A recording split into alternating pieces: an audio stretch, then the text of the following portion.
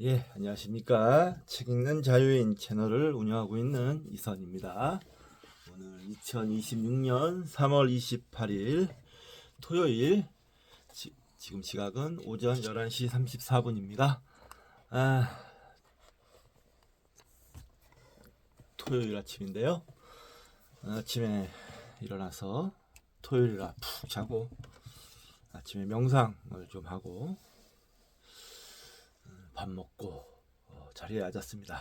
오늘 토요일이니까 공부를 좀 해야겠어요. 공부도 하고 오늘 드디어 프로야구 개막일입니다. 예. 고대하던 이제 제가 좀 많이 프로야구 야구를 이렇게 틀어놓고 필사를 하는 시간이 많은데 이제 그런 시간을 이제 야구하는 날엔 자주 갖게 될 것 같습니다. 필사 진도가 좀 잘 나가겠네요. 오늘은 이제 그렇게 공부를 좀 할 생각입니다. 야구하는 시간에 필사도 하고 정견이 산책도 좀 시키고 할 생각입니다. 이번 시간엔 오랜만에 인간의 위대한 질문 미디어북을 할 텐데요. 책 한 권 소개시켜 드리도록 하겠습니다.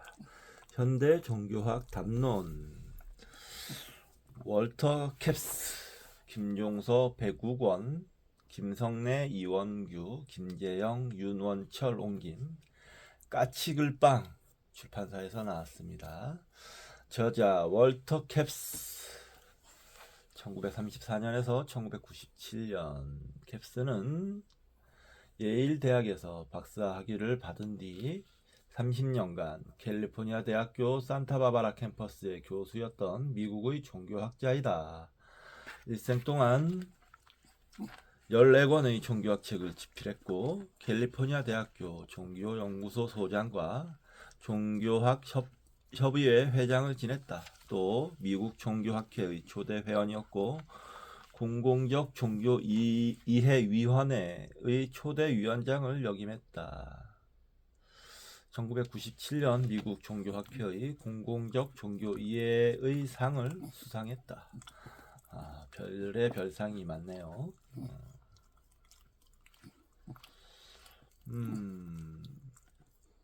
잘 모르는 분인데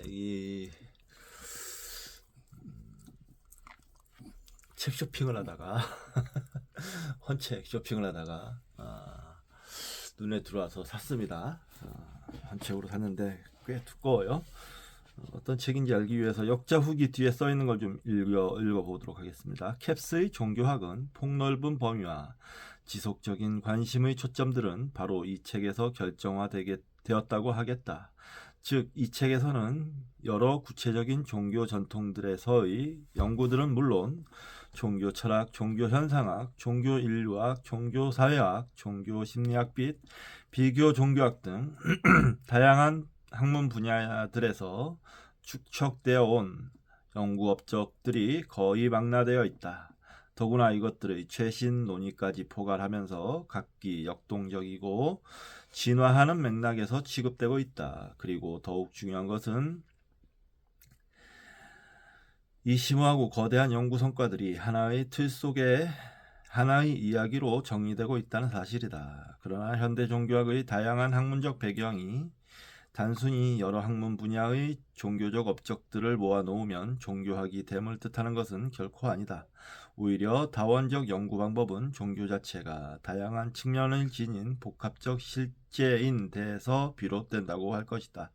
이런 점에서 이 책이 목표로 하는 하나의 틀 속에 하나의 이야기로 제시되고 있는 총체적 종교학의 이미지는 오늘날 파편화된 종교 읽기 문화에 참신한 통찰의 눈을 던지고 있다고 하겠다.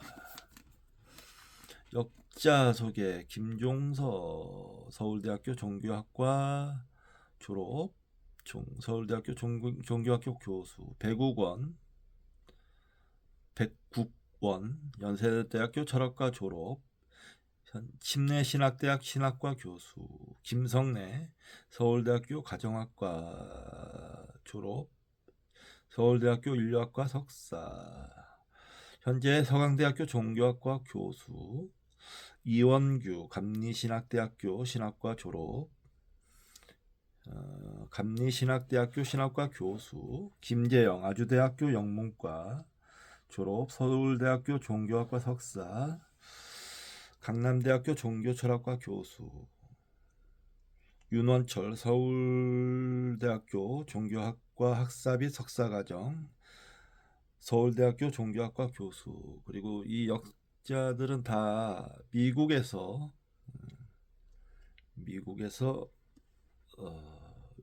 유학을 가서 종교 쪽에 박사 학위를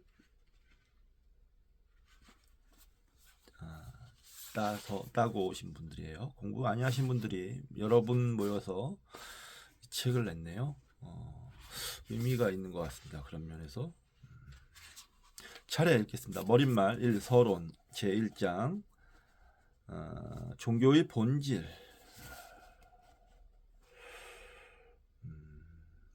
재밌을 것 같은데. 제2장 종교의 기원.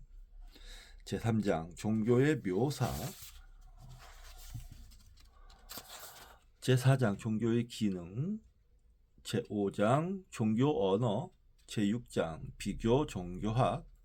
제7장 종교학의 미래. 역자 후기. 이 정통 종교학 교과서 같은 느낌이네요. 근데 굉장히 다양한 주제들을 다루고 있고 광범위한 자료들을 취합해서 만들어진 책인 것 같아요. 보기보다 뭔가 딱딱해 보이지 모르겠지만 좋은 책인 것 같습니다. 자, 이번 시간 인간의 위대한 질문. 이거 빨리 끝내야 되는데요. 네, 너무 지체되고 있는 것 같아서 신경이 쓰입니다. 빨리 하도록 하겠습니다. 네, 부지런히. 자, 10장 너희 안에 있는 신성을 왜 보지 못하느냐? 너가 이스라엘의 선생이면서 이런 것도 알지 못하느냐? 내가 진정으로 너에게 말한다. 우리는 우리가 아는 것을 말하고 우리가 본 것을 증언하는데 너희는 우리의 증언을 받아들이지 않는다. 내가 땅의 일을 말하여도 너희가 믿지 아니하거든. 하물며 하늘의 일을 말하면 어떻게 믿겠느냐? 요한복음 3장 10절에서 12절.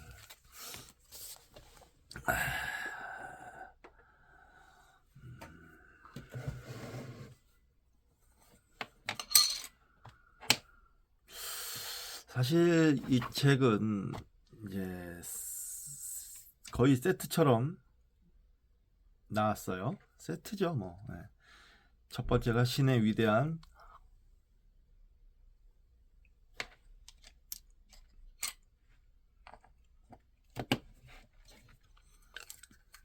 질문이었고요. 이제 구약의 이야기를 거기서는 구약을 이야기 형식으로 잘 에피소드마다 풀어서 읽었는데 좀 기대가 컸는지 어쨌는지 이 신약 이 부분은 좀 뭐라고 해야 될까요? 너무 수박 겉핥기식 같다라는 생각을 합니다. 신약을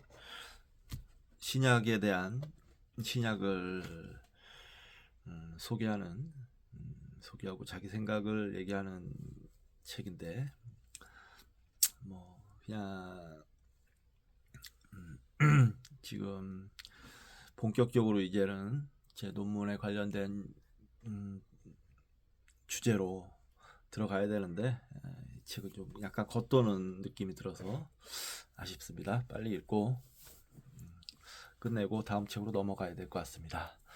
자, 그렇다고 해서 이 책이 아주 뭐 나쁘다, 뭐 별로다라는 건 아니고 저자의 글쓰기가 훌륭해요. 글도 좋고 내용도 좋은데 단지 제 입장에선 그렇다 그런 겁니다. 예수의 십자가 처형. 그리스도교 전통에서 예술은 글을 읽지 못하는 대중에게 성서의 내용과 성인들의 삶과 그리고 그 가르침을 효과적으로 전달하기 위해 시작됐다. 회화는 성서 이야기를 그림으로 표현함으로써 글을 읽을 줄 모르는 다수 그리스도인들의 감정에 호소한다. 뭐 문맹률이 그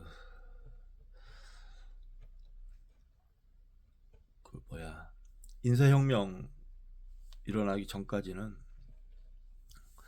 90%, 95% 이상이었잖아요. 또한 음악은 성서 이야기를 감동적인 소리로 전달한다. 그리스도교 전통의 예술가들은 성서의 중요한 사건들을 강력한 시각적, 청각적 드라마로 표현해 신도들의 삶에 깊은 인상을 남기고자 시작했다. 그리스도교 예술 작품에서 다루는 가장 중요한 사건은 예수의 십자가 처형이다. 그러니까 우리나라 조선시대로 보면 이제 판소리가 일반 대중들에게, 문맹의 대중들에게 뭔가 교훈도 주고 재미도 주고 문화적인 어떤 접근성을 가장 크게 가졌던 것과 유사한 거죠. 15세기 유럽은 중세가 끝나고 치열하게 새로운 세계를 탐색하고 있었다. 이탈리아 피렌체 예술가들은 중세의 종교화에서 벗어나 자유로운 개인의 잠재적인 감성을 표현하려 했지만 이탈리아 이외의 지역들, 특히 플랑드르, 현재의 벨기에 서부 지역, 프랑스 북부 그리고 네덜란드 남서부를 포함하는 북해를 둘러싼 주변 지역들은 중세보다 더욱더 신앙을 강조했다. 이탈리아 피렌체를 중심으로 다시 등장한 철학사상은 플라톤의 실제론이다. 실제론이란 우주와 인류 안에서 발견되는 보편자인 이데아는 피안의 세계에만 존재하고 현실에는 존재하지 않는다는 입장이다. 실제론에 따르면 보편자와 개별자는 일치할 수도 만날 수도 없이 분리되어 있다. 그러나 플랑드르에서는 그 보편자가 개별자 안에 내재해 있다고 생각했다. 아리스토텔레스는 이 보편적인 개념이 사물 안에 존재하며 보편자는 개별자들에게 이름을 붙여 존재한다는 유명론을 철학적인 기반으로 삼았다. 예수가 비참하게 그리고 허무하게 십자가에서 처형된 뒤 예수의 제자들은 깊은 시름과 회의에 빠졌다. 예수의 수제자인 베드로는 예수를 따라다닌 3년 동안 예수의 많은 기적을 경험하며 그는 분명 이스라엘이 그렇게도 기다리던 메시아라고 확신했다. 베드로는 예수가 죽기 전날 제자들과 식사하며 자신이 십자가에 처형당할 것을 예고할 때도 그의 뜻을 이해하지 못했다. 예수는 자신이 꿈꾸던 메시아와 전혀 다른 메시아를 지향했기 때문이다. 베드로는 예수의 그러한 결정을 철회하라고 요구했지만 예수는 그러한 베드로를 사탄이라고 했다. 자신이 인류에게 보여주려는 가치 있는 삶의 전형은 사랑이며 그 사랑을 실천하기 위해 세상의 어떤 것도 두렵지 않은 33세 청년 예수의 길을 이해하는 사람은 없었다. 예수가 골고다 언덕에서 십자가에 처형되고 몇 시간이 지났을까? 복음서에 등장하는 예수의 제자들은 목숨이 두려워 모두 잠적해버린다. 제자들은 이렇게 죽어버린 예수에게 자신들이 모든 것을 걸었던 3년이라는 시간이 한심하고 부끄러웠다. 예수 곁에는 함께 처형당한 2명의 사람이 있었다. 성서에서는 예수와 함께 십자가에 처형당한 자들을 강도라고 기록하지만 아마도 이들은 로마 제국의 질서를 파괴하고 유대 독립을 꿈꾸는 혁명가들일 가능성이 높다. 유대인 역사가 요세푸스에 의하면 유대에 주둔하는 로마 총독들은 수많은 불순분자를 십자가에 처형시켰다고 기록한다. 예수가 십자가형을 당한 골고다 언덕에서는 무슨 일이 있었을까? 우리는 그 상황을 네덜란드 화가 로지에 반 데르 바이덴의 십자가 내림이라는 그림을 통해 짐작할 수 있다. 계속 말하는데요. 이 책을 읽으면서 저자는 이 복음서 이야기를 역사적 사실이라는 어떤 전제하에서 자꾸 서술하는 경향이 있는데 아니라고 말씀드렸습니다. 복음서는 드라마, 이야기, 허구의 이야기의 관점에서 봐야 된다. 실제 역사서가 아니고 그런 얘기를 여러 번 드렸습니다.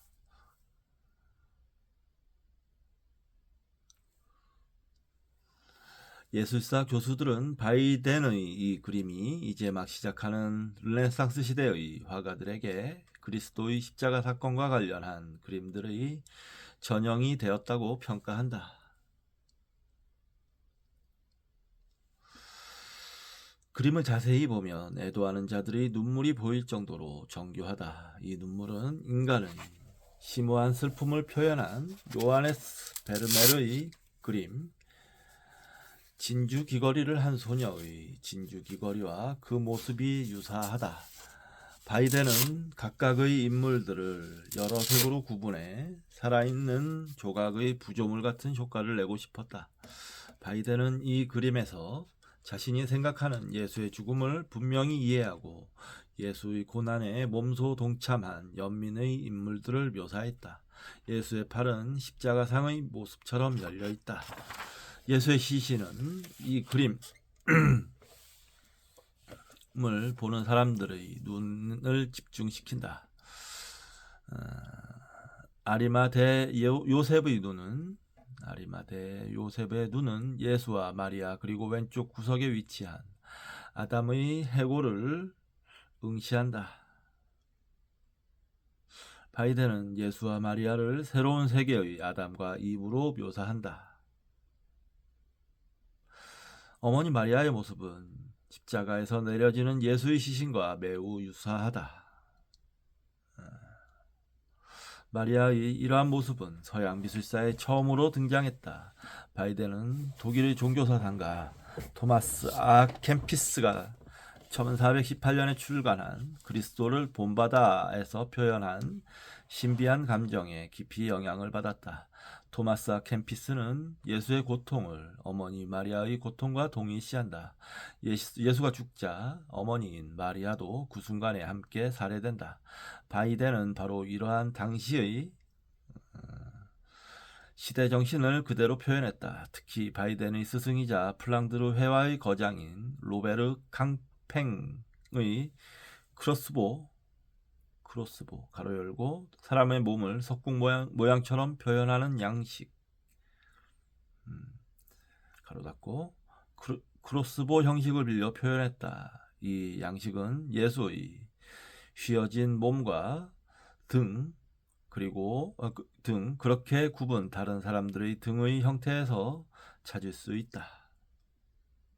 바이덴이 예수의 몸을 이렇게 표현한 이유는 예수가 받은 고통이 마치 더 이상 구부러지지 않을 정도로 팽팽하게 당겨진 활시위와 같다는 의미다.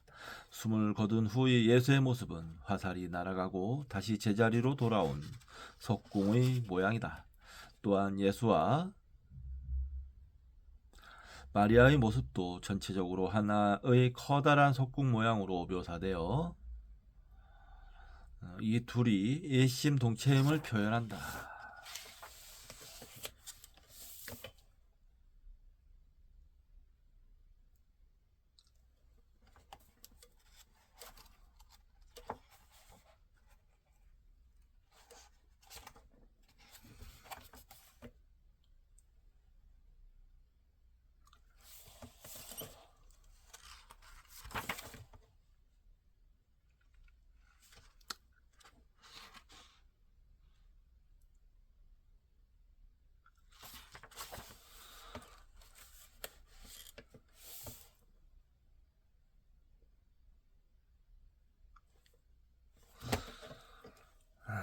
예수의 곁을 지킨 두 명의 숨은 제자.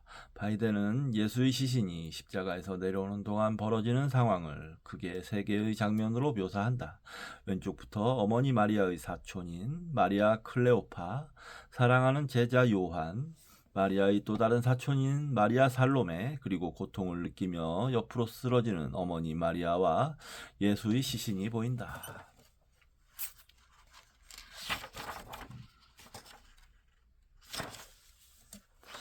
예수의 뒤편에는 주황색 옷을 입은 니고데모가 있고, 사다리를 타고 올라가 예수의 시신을 내리는 청년은 니고데모 혹은 아리마대 요셉의 종일 것이다. 그리고 금빛 옷을 입은 부자 유대인 아리마대 요셉, 향유를 들고 있는 아리마대 요셉의 종이 있고, 그림의 맨 오른쪽에 깍지를 끼고 절규하는 막달라 마리아가 있다. 이 그림에서 니고데모와 아리마대 요셉의 표현이 의미심장하다. 이들은 당시 유대 사회의 이름난 지도자였다. 예술 사학자들 사이에서는 이 그림을 두고 누가 니고데모이고 누가 아리마대 요셉인지에 대해 논란이 있지만, 이 둘의 존재는 예수가 십자가에서 내려질 때 그 자리에 있었던 인물이라는 점에서 중요하다. 당시 예수를 메시아로 여기며 목숨까지 내놓을 것처럼 행동하던 예수의 제자들은 그가 십자가 처형을 당하자 바로 자취를 감춘 반면, 예수 곁에서 마지막을 배웅한 인물은 바로 니고데모와 아리마대 요셉이다. 이 두 사람의 표정이 압권이다. 십자가에서 예수의 몸을 내리며 슬픈 표정을 짓는 니고데모는 양손에 하얀 천을 들고 그곳으로 예수의 몸을 감싸 그의 몸을 지탱하고 있다. 그는 독실한 유대인이며 바리새인으로 머리에는 유대인을 상징하는 짙은 고동색 키파를 쓰고 있다. 어깨에는 망토를 걸치고 있으며 주황색 옷을 입고 빨간색 스타킹과 검은색 신발을 신고 있다. 대각선 아래로 시선을 떨어뜨린 니고데모는 어리 빠진 듯 상념에 젖어 있다. 니고데모 옆에는 화려한 금색의 옷을 입은 부자 아리마대 요셉이 있다. 그 역시 하얀 천으로 못에 박혀 하나로 이어져 있는 예수의 다리를 감싸며 오른손으로는 예수의 허벅지를, 왼손으로는 정강이를 받치고 있다. 그의 시선은 그림의 왼쪽 아래 땅에 닿는 마리아 옆의 해골을 응시하고 있다. 아리마대 요셉 뒤에는 향유를 들고 있는 그의 종이 있다. 아리마대 요셉과 니고데모는 왜 이 자리까지 오게 되었을까? 유대인의 지도자로서 그들이 생각하는 예수의 죽음은 어떤 의미였을까? 로마 제국의 십자가 처형은 극악무도한 형벌이다. 처형을 당하는 자는 공개적으로 극도의 수치감을 느끼며 처참하게 죽어간다. 게다가 십자가에서 죽었다 할지라도 시신을 내리는 경우는 거의 없었다. 매달려 있는 시신 자체가 공개적인 수치이기 때문이다. 십자가에 매달려 있는 시신은 맹금류의 먹이가 되거나 시신의 일부가 십자가에서 떨어져 대부분 들깨의 차지가 된다. 유대인들에게 있어서 시신을 매장하지 못하는 것은 인간으로서 겪지 말아야 할 가장 비극적인 운명이었다. 로마인들은 로마 제국의 질서를 혼란에 빠뜨린 정치범들을 모두 십자가형에 처했다. 빌라도가 예수에게 십자가형을 구형했을 때 그는 예수를 십자가 위에 며칠 동안 그대로 놓아둘 심산이었다. 6월절에 수많은 유대인들이 예루살렘으로 몰려와 소동이 일어날지도 모르는 상황에서 예수의 십자가 처형은 유대인들에게 반란을 일으키지 말라는 확실한 경고였기 때문이다. 그러나 빌라도는 그러한 관행을 깨고 예수의 시신을 십자가에서 내려 유대인들의 관습에 따라 매장을 허락했다. 이것은 매우 이례적인 일이었다. 예상치 못한 두 명의 인물이 빌라도를 찾아왔기 때문이다. 첫 번째 인물은 유대인 지도자 아리마대 요셉이다. 그는 빌라도에게 예수의 시신을 내려달라고 요구한다. 그러면서 자신이 마련한 무덤을 예수를 위한 무덤으로 기증하겠다고 말한다. 이 내용은 복음서 4권 모두에 기록되어 있다. 한편 요한복음은 공관복음서와 달리 한 사람을 더 등장시킨다. 바로 바리새인인 니고데모다. 니고데모는 몰약과 향유를 준비해 빌라도를 찾아간다. 그렇다면 아리마대 요셉은 어떤 사람이었을까? 성서에서는 그를 다음과 같이 기록한다. 인용입니다. 그는 명망 있는 의회 의원이고 하나님의 나라를 기다리는 사람인데 이 사람이 대담하게 빌라도에게 가서 예수의 시신을 내려달라고 간청하였다. 마태복음 27장 57절은 아리마대 요셉이 부자이며 예수의 제자라고 기록하고 요한복음 19장 38절은 예수의 제자인 그가 빌라도에게 예수의 시신을 요구했다고 증언한다. 빌라도는 예수가 사망한 것을 확인하고 아리마대 요셉의 요청을 들어준다. 마가복음 15장 46절은 요셉이 이 허락을 받고 그 배를 구입해 골고다로 가서 예수의 시신을 내린 뒤 고운 배로 쌌다고 기록한다. 마가복음 저자는 아리마대 요셉을 존경받는 관원으로 정의한다. 존경받는의 그리스어는 유스케몬이며 그 본래 의미는 풍채가 좋은이라는 뜻이다. 이 단어는 말 그대로 풍채가 좋은 것뿐만 아니라 정신적 영적으로 뛰어나 자신이 속한 사회에서 존경받으며 영향력을 행사하는 재력가를 표현할 때 사용한다. 관원이라는 단어는 그리스어 블류테스다. 이 단어는 1세기 그리스인들의 최고 권력기관인 사내드린의 일원을 지칭하는 용어다. 사내드린은 기원전 1세기부터 등장한 유대 지도자들의 모임을 지칭한다. 서기관과 사제 그리고 정치적이며 법적인 영향력이 있는 사람들의 모임으로 로마 제국은 이들을 통해 유대를 간접 통치했다. 또한 블루테스는 로마 제국의 원로원을 지칭하는 단어이기도 하다. 한마디로 아리마대 요셉은 1세기 유대 사회에서 가장 존경받으며 동시에 영향력 있는 사람이었다고 볼 수 있다. 아리마대 요셉은 하나님의 나라를 기다렸다. 기다리다라는 그리스어 프로스데 코마이는 아무 일도 하지 않고 수동적으로 무작정 어떤 사건이 일어나기를 기다리는 상태가 아니다. 그는 유대인들이 오래전부터 기다리던 메시아가 와서 로마 제국을 무너뜨리고 하나님의 나라를 건설할 것이라고 믿었던 사람이다. 이사야서 53장에는 메시아에 대한 내용이 들어있는데 여기서 메시아는 이스라엘을 구원할 고난받는 종으로 기록되어 있다. 그는 인용입니다. 그는 폭력을 휘두르지도 않았고 거짓말도 하지 않았지만 사람들은 그에게 악한 사람과 함께 묻힐 무덤을 주었고 죽어서 부자와 함께 들어가게 하였다. 그리스도교 성서학자들은 메시아가 죽어서 부자와 함께 들어간다는 구절에서 부자를 아리마대 요셉으로 해석한다. 아리마대 요셉은 자신의 삶의 우선순위에서 하나님의 나라를 건설할 메시아를 간절히 기다리고 그러한 자를 위해 자신의 모든 것을 헌신할 자세가 된 사람이었다. 그는 메시아가 나타나기만 하면 주저없이 그를 수용할 준비가 되어 있었다. 그는 복음서에 나오는 밭에 숨겨진 보화를 발견한 농부가 자신의 모든 것을 팔아 지체 없이 그 밭을 사는 심정과 같다. 자, 빌라도에게 예수의 시신을 요구한 요셉. 사내드린의 존경받는 지도자인 아리마대 요셉은 유대인의 경전 토라와 토라에 대한 다양한 해석에 정통한 학자였다. 그는 자신이 그렇게도 기다렸던 메시아의 모습을 예수를 통해 실현했을 것이다. 아리마대 요셉은 당시 최고의 유대 학자이며 정신적인 스승이었던 힐렐의 가르침을 가슴속 깊이 간직하며 실천했다. 자기 자신에게 해가 되는 일을 다른 사람에게 하지 말아라 라는 황금률은 아마도 1세기 유대인들에게 삶의 철학이자 경전 해석의 원칙이었을 것이다.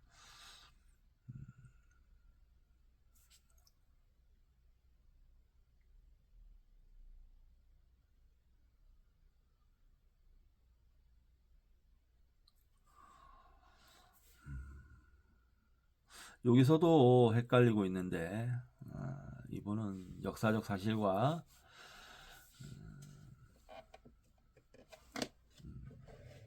복음서의 내용을 일치시키는 시각을 가지고 있어요. 그렇다는 겁니다. 존중한다 어쩐다 뭐 이런 얘기를 하지 않겠습니다. 어느 날 그는 예루살렘 출신이 아닌 나사렛 출신 예언자 예수에 관한 소문을 듣는다.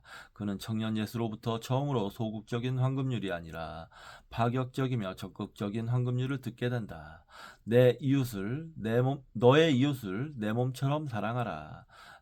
예수는 하나님의 나라는 내가 있는 이 시간과 이 장소에서 황금률을 실천할 때 그 사랑을 받는 상대방이 바로 신이 된다고 주장한다.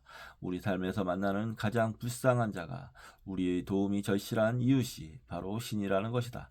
아리마대 요셉은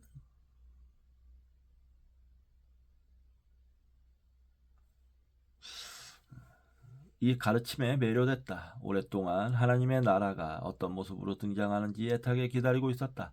영적으로 갈급한 상태였던 그에게 예수는 바로 하늘에서 내려오는 빵 만나와 같았다. 그의 영적인 배고픔은 예수를 메시아로 인식하는 렌즈가 됐다. 동료 사내들인 멤버들은 그가 예수를 메시아로 생각한다는 사실을 눈치챘지만 그에게 시비를 거는 사람은 아무도 없었다. 그는 유대인들 중에서도 엄청난 부자인데다가 유력한 권력자였기 때문이다. 아리마대 요셉은 예수가 십자가 처형을 당하는 모습을 지켜보았다. 그리고 유대인으로서는 할 수 없는 중대한 결정을 내린다. 그는 예신의 시신을 양도받아 자신이 매장하고자 한다. 여기에는 여러 가지 위험이 따른다. 먼저 로마 제국의 방식대로 처형당한 예수의 시신을 빌라도에게 요구하는 행위는 자신의 명예나 지위뿐만 아니라 목숨까지도 위험할 수 있다. 또한 그가 누렸던 유대인 사회, 특히 사내들인에서의 권력을 잃을 수도 있다. 그러나 아리마대 요셉은 빌라도를 찾아가 대담하게 예수의 시신을 요구한다. 인용입니다. 그 뒤에 아리마대 사람 요셉이 예수의 시신을 거두게 하여 달라고 빌라도에게 청하였다. 그는 예수의 제자인데 유대 사람이 무서워서 그것을 숨기고 있었다. 자, 여기까지가 인용입니다. 빌라도가 이를 허락하자 아리마대 요셉은 예수의 시신을 십자가에서 내린다. 신실한 유대인이었던 그는 예수의 시신을 그날 바로 처리해야만 했다. 왜냐하면 다음 날이 바로 안식일이기 때문이다. 유대인들은 안식일에 예배를 보는 것 외에는 아무 일도 하지 않는다. 시신을 내려달라고 요구한 그리스어는 아이테오다. 이 단어는 자신의 주장을 당당하게 요구할 때 사용한다. 그는 빌라도에게 자신의 주장을 논리적이고 설득력 있게 그리고 예를 갖추어 요구한다. 마가복음은 다음과 같이 전한다. 빌라도는 예수가 벌써 죽었을까 하고 의아하게 생각하여 백부장을 불러서 예수가 죽은지 오래된지를 물어보았다. 빌라도는 백부장에게 알아보고 나서 시체를 요셉에게 내어주었다. 요셉은 앞에서 설명한 바이든의 그림, 십자가 내림에 묘사된 것처럼 십자가에서 처형한 예수의 시신을 직접 내린다. 그러고는 준비해온 고운 천인 세마포로 예수의 시신을 감쌌다. 이 고운 천은 그리스어로 오소니온이라 한다. 이집트에서 생산되는 오소니온은 고대 지중해 전역에 수출됐다. 특히 사제나 귀족들의 옷과 장례 같은 특별한 의식 때 수의로 사용됐다. 당시 시신을 감싸는 천은 오소니온 외에도 더 있다. 요한복음 11장에는 예수가 친한 친구 나사로의 죽음을 전해 듣고 그를 살려내는 이야기가 나오는데 그때 나사로의 손발은 천으로 감겨있고 얼굴은 수건으로 싸매져 있었다라는 두 절이 등장한다. 이때 사용한 천은 여러 개의 조각난 천이었다. 그러나 아리마대 요셉이 준비한 오소니온은 하나로 길게 연결된 최고급 못이었다. 그는 자신의 장례를 위해 이집트에서 수입해온 이 오소니온을 오래전부터 보관해두고 있었다. 몰래 예수를 찾아간 니고데모. 아리마대 요셉은 자신처럼 예수를 메시아로 생각한 또 다른 사내들인 멤버와 동행했다. 그의 이름은 니고데모다. 그는 예전에 예수를 조용히 찾아간 적이 있었다. 요한복음 3장에 니고데모가 등장하는 구절이 있다. 바리새파 사람 가운데 니고데모라는 사람이 있었다. 그는 유대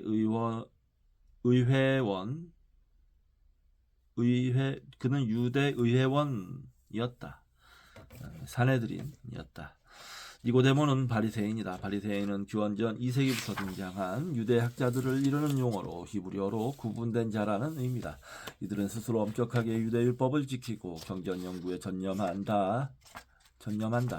유대인들은 기원전 586년에 예루살렘이 무너진 뒤 자신들의 신앙의 중심을 예루살렘이라는 건물에서 경전 연구로 옮겨간다. 기원전 515년 페르시아 제국 시대에 예루살렘 성전을 재건했지만 경전을 공부하고 의례를 행하는 유대인 회당이 곳곳에 등장하게 된다. 유대인들은 자신이 살고 있는 지역의 유대인 회당에서 금요일 저녁에 예배를 드릴 뿐만 아니라 매일 아침, 오후, 그리고 저녁 시간에 자유롭게 기도하고 월요일, 목요일, 그리고 안식일인 금요일 저녁에 토라 경전을 강독했다. 성전의 의례를 주관하는 것은 제사장이었지만 토라 연구를 인도하는 것은 바리새인들이었다. 이 바리새인들은 히브리어로 나의 선생님이라는 의미의 랍비로 불렸다. 바리새인들은 이 구전 전통의 경전 해석의 권위자들이었다. 예수가 활동할 당시 바리새인들은 이스라엘에서 가장 존경받는 종교 지도자들이었다. 당시 사두개인이라는 유대교 분파가 있었는데 이들은 초자연적인 기적을 믿지 않고 메시아의 도래를 기대하지 않는 보수적인 종교인들이다. 바리새인들은 이들과 달리 기적을 신봉하며 열렬히 메시아를 기다리는 학자들이었다. 바리새인들은 경전의 축자적인 의미보다는 자신이 살고 있는 시대적 상황에 적용할 수 있도록 은유적 의미에 더 집중했다. 유대 역사가인 요세푸스와 사도 바울이 바로 바리새인이었다. 성서는 바리새인 니고데모가 유대인의 지도자였다고 기록한다. 여기서 지도자라는 의미는 한 지역에서 유대인 회당을 책임지는 종교 지도자일 수도 있고 사내들인의 일원일 수도 있다. 한마디로 니고데모도 아리마대 요셉처럼 유명하고 영향력 있는 부자였을 것이다. 그가 예루살렘 거리를 지날 때면 모든 유대인들이 그의 일거수일투족을 지켜보았기 때문에 그는 함부로 길거리에 나서지 않았다. 그는 아리마대 요셉과 마찬가지로 하나님의 나라와 메시아를 학수고대했으며 오랫동안 예수를 지켜본 결과 예수가 메시아일 것이라고 생각했다. 그러나 다른 모든 사내들인 멤버들이 자신을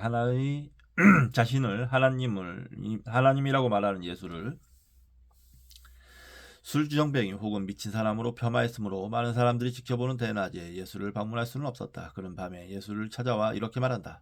랍비님, 우리는 선생님이 하나님께로부터 오신 분임을 압니다.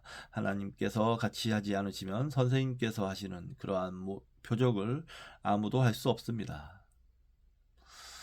니고데모는 예수를 서슴지 않고 랍비님이라고 부른다. 유대인들은 랍비라는 용어를 수천 년 동안 간직해온 경전에 대한 다양한 해석을 모두 암기할 뿐만 아니라 그것을 1세기 유대인 상황에 감동적으로 적용해 가르칠 수 있는 자에게만 사용했다. 아마도 니고데모는 예수가 설교하는 내용을 들은 적이 있고 그의 경전에 대한 깊은 이해와 해석에 감탄했을 것이다.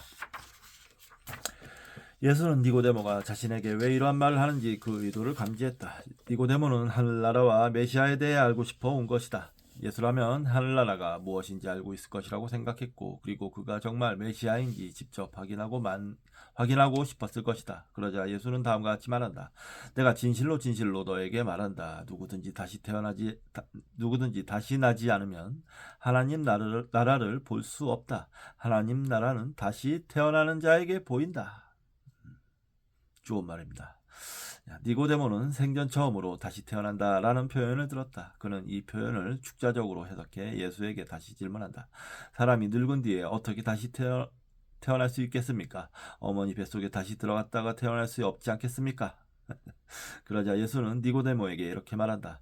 내가 진정으로 너에게 말한다. 누구든지 물과 성령으로 나지 않으면 하나님 나라에 들어갈 수 없다. 육으로 난 것은 육이요 영으로 난 것은 영이다. 너희가 다시 태어나야 한다고 내가 말한 것을 너희는 이상히 여기지 말아라. 바람은 불고 싶은 대로 분다. 너는 그 소리를 듣지만 어디에서 와서 어디로 가는지는 모른다. 성령으로 태어난 사람은 다 이와 같다. 좋은 말입니다. 네.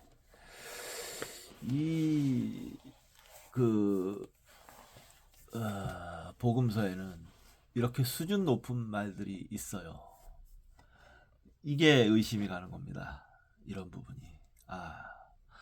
누군가 있었구나. 네. 예수는 니고데모의 질문에 누구든지 물과 성령으로 나지 않으면 하나님 나라에 들어갈 수 없다라고 말하고는 이 문장을 좀 더 자세히 설명한다. 다시 난다를 물과 성령으로 나야 한다로 풀어 대답하고 하나님의 나라를 본다를 하나님의 나라에 들어간다로 표현한다. 여기서 다시 난다라는 말의 첫 번째 의미는 인간이 어머니 뱃속이라는 물에서 태어나는 자연적인 탄생을 뜻하고 두 번째는 성령으로 태어나는 영적인 탄생과 깨달음을 가리킨다. 성령은 창세기에 등장하는 신이 직접 인간에게 부여한 생기다. 이 생기는 모든 인간의 마음속에 숨겨진 신의 형상이라는 DNA다. 다른 말로 표현하면 인간은 살아가면서 두 번 태어나야 하는데 한 번은 어머니의 자궁, 즉 물에서부터의 탄생이고 다른 한 번은 인간 안에 존재하는 신의 형상과 속성을 회복함으로써 새롭게 태어나는 것이라 할 수 있다. 이것을 통해 인간은 육체적인 존재와 더불어 영적인 존재가 된다.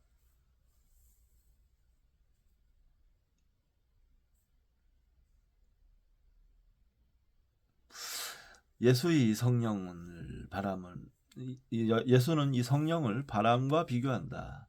성령과 성령으로 태어난 사람은 어디에서 와서 어디로 가는지 모르는 바람처럼 자유롭다. 예수의 이 문장은 일종의 언어 유희다. 영적인 인간은 무엇에 얽밀리거나 제한받지 않는다. 모든 것에 열려있는 사람이다. 좋은 말입니다. 그렇죠. 이런 내용이 있어서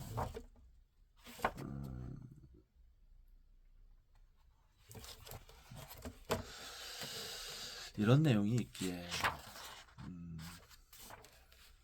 복음서가 인류에게 큰 가르침을 주는 것이죠.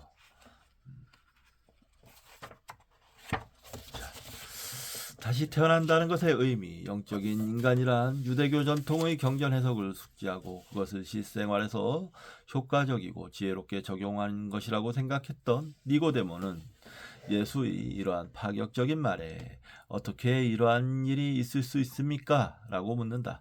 그러자 예수가 다시 묻는다. 너는 이스라엘의 선생이면서 이런 것도 알지 못하느냐? 내가 땅의 일을 말하여도 너희가 믿지 아니하거든 하물며 하늘의 일을 말하면 어떻게 믿겠느냐? 이런 어록이 오히려 역사적 누군가가 있었을 것이다 라는 더 강력한 근거가 됩니다. 무슨 처녀의 몸에서 태어났고 헤롯 대왕이 애기들을 다 죽이라고 해서 어디로 도망갔다가 오고 막 그렇게 끼워 맞추는 이야기가 아니고 이런 이야기. 십자가에서 부활했다 어쨌다 이런 이야기도 그런 이야기보다 훨씬 위대한 이야기입니다. 이런 어록들에 주목할 필요가 있어요. 복음서에서는 복음서의 드라마 자체는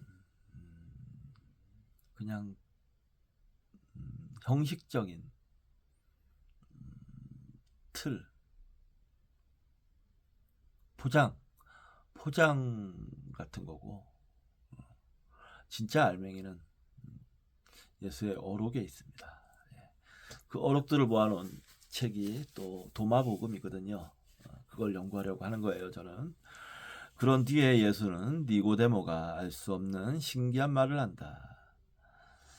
하늘에서 내려온 이 곧 인자 밖에는 하늘로 올라간 이가 없다.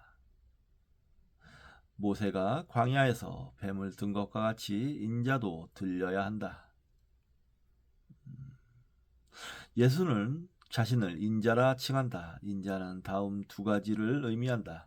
첫 번째는 구약 성서 다니엘서 7장 13절 14절에 등장하는 메시아를 의미한다.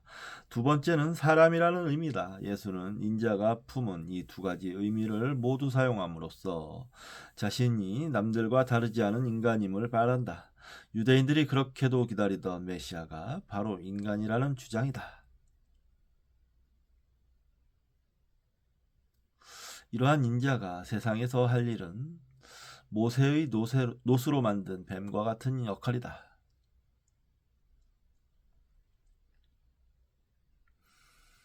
고대 이스라엘 사람들은 이집트에서 탈출한 후 광야 생활이 힘들어지자 4분 5열에 신과 모세에게 불평을 했다. 이들이 정착하려는 약속의 땅은 멀기만 하고 사막 생활은 자신들이 생각한 것처럼 이상적이지 않았다. 특히 약속의 땅을 정탐하고 돌아온 스파이들은 그곳의 거주자들이 거인처럼 건장해서 도저히 이스라엘인들이 차지할 수 없을 것이라는 절망적인 말을 했다. 마침내 그들은 집단 거주지에서 탈출해 시내산 사막에서 이집트로 돌아가고자 했다. 시내산에 가장 많이 서식하는 것이 바로 검은색 코브라라는 뱀이다. 사막에서 살아남을 정도로 독한 이 검은 피부를 가진 코브라는 한 번 물리면 사망에 이른다. 길이가 1.6m에서 2m 정도 되며 사막에 서식하는 쥐나 도마뱀을 먹고 산다. 만일 시내산에서 길을 잃은 사람이 이 코브라와 마주친다면 군은 순식간에 이 뱀에게 물려 죽을 것이다. 모세는 다시 정착촌으로 돌아온 이스라엘 사람들에게 다시는 그곳을 떠나지 말라는 경고로 놋으로 만든 뱀을 모든 사람들이 볼 수 있도록 세워놓았다. 이 놋뱀은 이스라엘 사람들의 어리석음에 대한 경고이자 다시는 사막으로 나가 죽지 말라는 삶의 좌표다. 예수는 스스로를 모세가 들고 있던 놋으로 만든 뱀처럼 다른 사람의 목숨을 구하기 위해 자신 또한 사막 위에 들려져야 한다는 말이다. 한다고 말한다. 니고데모는 예수의 이 말에 충격을 받는다. 자신이 생각하던 메시아와 전혀 다른 모습이었기 때문이다. 그는 예수가 빌라도에 의해 십자가에 처형되었다는 소식을 듣고 바로 골고다 언덕으로 간다. 그리고 예수가 놋뱀처럼 들려져야 한다는 말을 눈으로 확인하게 된다. 이 뒷부분은 좀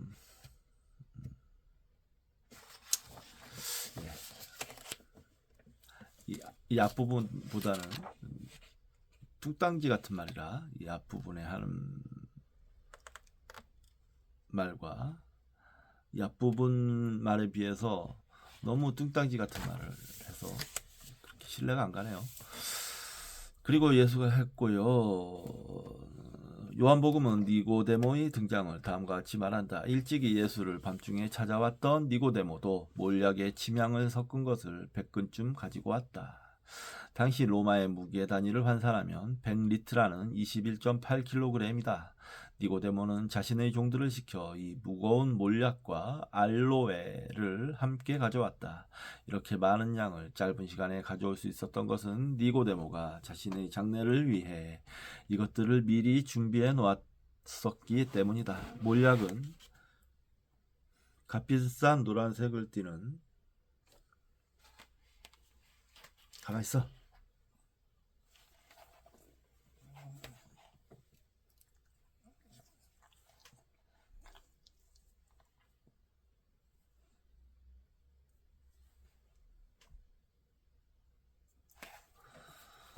송진으로 예부터 시신 방부 처리를 하는데 사용됐다. 예수가 태어났을 때 페르시아에서 온 동방의 사제들이 이것을 가져왔을 정도로 귀중한 물건이며 예로부터 동방 무역상들의 주요 수출 품목에서 빠지지 않는 최고급 사치품이다. 알로에는 달콤한 향기가 나는 일종의 향수로 시신이 부패할 때 나는 고약한 냄새를 없애는 역할을 한다. 예수를 메시아로 생각했던 충실한 유대인 지도자인 아리마대 요셉과 니고데모는 예수의 시신을 신속하게 요셉이 기증한 무덤에 안치했다. 안식일이 다가오고 있었기 때문이다. 당시 대부분의 유대인들은 바위를 깎아 만든 무덤이 아니라 땅에 매장되는 것이 일반적이었다. 특히 예수와 같이 십자가형으로 죽은 시신들은 예루살렘 서쪽의 게힌나라는 곳에 유기되기 마련이었다. 대부분의 무덤들은 와인의 코르크처럼 직사각형의 돌로 완벽하게 봉인되어 있다. 그러나 복음서에는 예수의 무덤 입구에 돌을 굴렸다고 기록되어 있다. 이러한 형식의 무덤은 매우 드문 형태로 최고 권력자만이 누릴 수 있는 무덤이다. 당시의 무덤이 1000개 정도 발견되었는데 그중 10개 정도만 굴릴 수 있는 돌로 입구가 봉인되어 있다. 무덤은 주로 가족묘이기 때문에 안에 여러 개의 방이 있는데 아리마대 요셉이 자신의 가족묘에 극형을 당한 범죄자를 매장한 행위는 다른 유대인으로부터 대대로 모욕이 될 터였다. 아리마대 요셉은 먼저 니고데모가 이집트에서 가져온 긴 세마포로 예수의 몸을 감싼 뒤 니고데모가 가져온 몰약과 알로에를 섞어 만든 향품을 예수의 시신에 정성스럽게 바른 후 중앙 벤치에 바로 뉘었다. 이 시신은 1년이 지나 시신이 모두 분해되면 뼈를 추려 무덤 안쪽의 유골단지에 보관하게 된다. 왜 복음서는 특히 요한복음은 예수가 죽은 뒤 예수의 무덤과 장례에 대해 이렇게 자세히 설명했을까? 아리마대 요셉과 니고데모는 왜 갑자기 등장해서 예수의 마지막 길을 배웅할까? 아리마대 요셉과 니고데모는 자신들의 처지 때문에 비록 공개적으로 예수의 제자가 되지 못했지만 예수의 마지막을 함께한 숨은 제자들이었다. 이들은 예수를 만난 후 예수가 참다운 메시아임을 깨닫고 자신의 권위와 사회적 위치를 다 버리고 새로운 삶을 택한다. 하나님 나라를 보려면 다시 태어나야 한다는 예수의 말은 제한된 시공간 안에서의 경험을 통해 주어진 자아로부터 탈출하여 내 안의 신의 속성을 발견하고 이를 실천해야 한다는 의미다. 예수가 모세의 놋뱀처럼 들려져 자비의 삶을 살았던 것처럼 우리도 자신만의 새로운 삶을 찾아 나서야 한다. 이 거룩한 여행이 바로 다시 태어나기 위한 연습이다. 네, 잘 읽었습니다. 열심히 읽었습니다. 네. 이 다음 시간에도 다음 시간 11장, 12장인데 이 두 장을 연속으로 쫙 읽어볼까 생각하고 있습니다. 빨리 끝내려고요. 자, 이번 시간 여기서 마치도록 하겠습니다. 감사합니다.